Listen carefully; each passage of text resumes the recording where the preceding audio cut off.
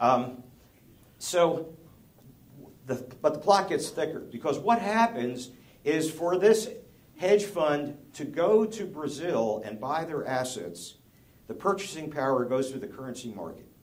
And it's having major secondary effects that I don't think the Fed envisioned very much when they did this.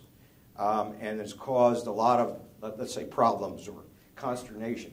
And here it is. Basically, this is the currency market. And this would be, let's say, the quantity of real, the amount traded in the market of the Brazilian currency. And I'm just using Brazil as an example. It could be China, it could be any other emerging nation. Basically, their interest rates are higher than ours. Their capital scarcity, that's why. Number one. Number two, well, they shouldn't be that high relative to us, but they are, so there's a big gap. You can go into that market and make a big spread with high-quality debt. And in the currency market, basically what this QE2 has set off by funneling the money to the hedge funds who are now looking for an XYZ company or an XYZ country, and they happen to be Brazil, and they do this transaction with a Brazilian company, the cash goes through the currency market, which means the demand for the real currency goes from D1 to D2, shifts to the right, and which means we have more demand at all prices, and it ends up that the price of the Brazilian currency increases as a result of the capital flow. And that's what we have going on in the country, across the world. Currency prices in the emerging nations. As a matter of fact, the front page of Wall Street yesterday had an article saying that's happening even with Europe. They'd rather be in Europe than here, even given their problems. Basically, the capital flight is taking place. You might call it that. And that's really what it is. Capital flight is taking place, which is causing their currency prices to increase. Now, that has great consternation to them, and now it sets off yet another kind of reaction. And they're now faced with a dilemma. On one hand, we're getting capital from the world in. It's causing our currency price to rise. The currency is now buying Brazilian securities. So the prices rise, and we have a wonderful wealth effect. All of our net worth goes up, and the cost of money goes down. But on the other hand, we get this wonderful wealth effect, but now, because the currency is more expensive, we can't sell our products as easily in the market. So now we're going to have to take a hit on our trade surplus, which is causing our growth and causing our high employment rates. So they got to make a tough decision now. They got a benefit and a cost. The cost is they're less competitive in trade.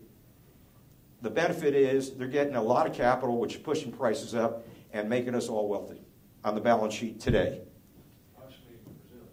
In Brazil. So this is a tough decision, and each one of these countries has made it. Has grappled with the problem and come out with different solutions as to what they should do.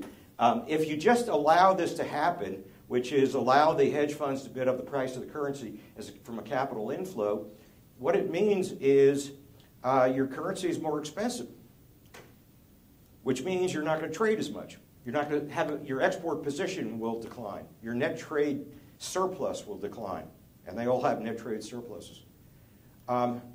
So they have to contemplate that. On the other hand, what they can do about it has benefits and costs. And what they can do about it is they can say, we can, just like the Fed pushed purchasing power into our currency market, we could go into the supply side of our own currency market, increase the supply, and get the price down. So we could offset the price effects from foreign capital. And it's very easy to do, and this is what China's been doing for 10 years, or since 2002, I think. And it's most Southeast Asian countries are doing it. Basically, they could take the private supply curve and shift it far enough to the right to S2, and I'll tell you how they do it in a minute, sell more real against dollars so that the supply intersects demand at the same price, which is called a peg price. The terminology is they peg the rate. They don't let the rate go up. And the way they do that is they got to be a seller of their own currency. Well, that's easy. You just go to the central bank and you print up their own currency, and the central bank in Brazil literally prints up their own currency, which now is noted on the balance sheet as a liability, and they go to the foreign exchange market and buy dollars. And so they peg the currency, but now you have a balance sheet effect in Brazil. And the balance sheet effect in Brazil is to cause their central bank to expand with money. They also buy foreign exchange reserves, which are dollars. And then with those dollars, by the way, they've been buying treasuries. So the United States has a mixed feeling about this because they go to them and say, look, you've accumulated all these dollars that bear no interest. Why don't you buy treasuries because we can't finance our debt? So that's why China has $2 trillion of treasuries right now, out of 14, outstanding, because of this kind of thing that's going on for the last 8 years. But here's the real implication, though.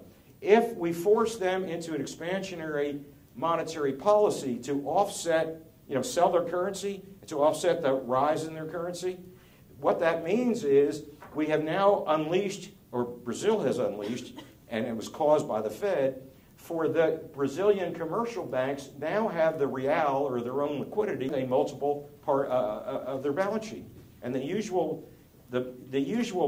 multiple effect when liquidity is scarce and the central bank adds one more dollar, at the margin it works out that on average the ramp up of loans by the commercial banking system is 10 times what the central bank prints. So basically, now we're driving expansionary monetary policy in Brazil. And guess what's happening? Well, they were in a boom before, now they're in a bigger boom. And what's happening in Brazil is the inflation rate now is up to about 5.5%. The same thing's happening in China. Their domestic inflation rate is also about 5.5%. So now the situation is, and here's the great irony of all this, is actually Brazil has two options. What it means for us in the U.S., and the question is, how do we get inflation and not stay away from the debt deflation that we were looking at?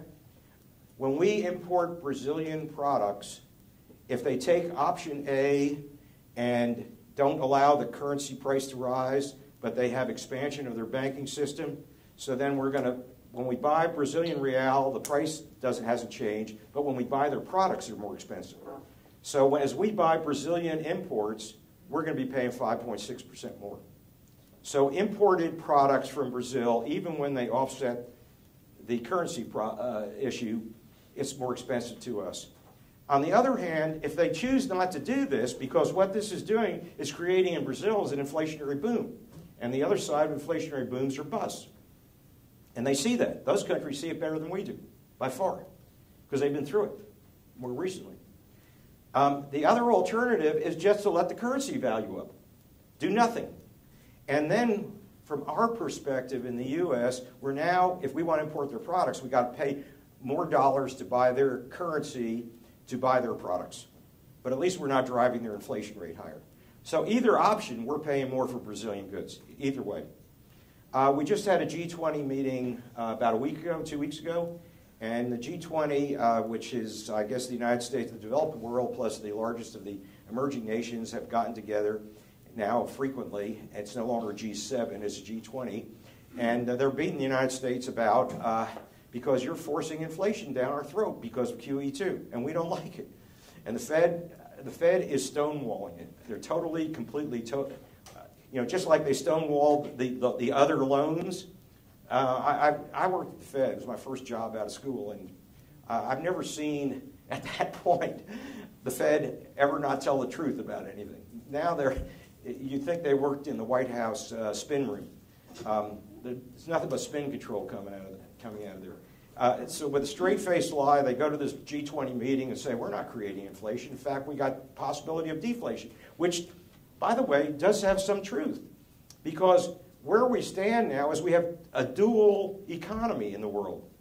The developed countries are in the same problem of the United States, being Europe, Japan, and the United States. And they have slow growth, losing labor force, over-indebted. They over-indebted themselves with the expansions. The housing boom was even bigger in Europe than it was here.